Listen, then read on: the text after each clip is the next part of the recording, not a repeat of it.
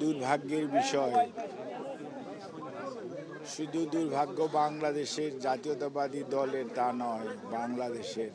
কারণ বাংলাদেশের এমন এক আপসহীন নেত্রী, দেশনেত্রী বেগম খালেদা জিয়া, বিএনপির চেয়ারপারসন, আজকে 30শে ডিসেম্বর ভোর 6টায় এবার কেয়ার হসপিটালে চিকিৎসারত অবস্থায় ইন্তেকাল করেছেন।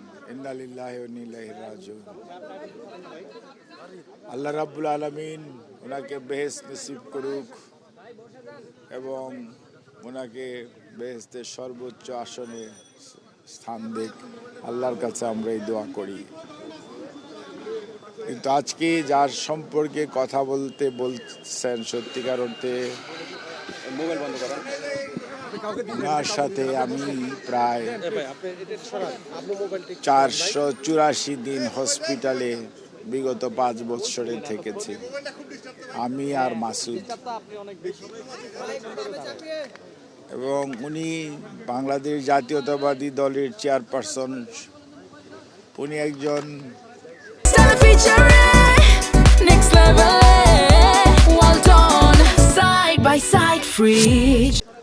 সন্তানের মা, উনি একজন পরিবারের প্রধান, উনি দেশের সাবেক 3 বারের প্রধানমন্ত্রী।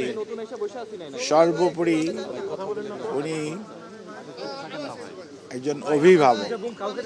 উনি সবসময় দেশের জন্য, দেশের মানুষের জন্য, দেশের মানুষের পক্ষে, দেশের স্বাধীনতার পক্ষে কথা বলার জন্য সব সময় উনি চিন্তা করতেন এবং কোনো সময় মানুষের কষ্ট হয় এই ধরনের কোনো কার্যক্রমকে উনি উৎসাহ দিতেন।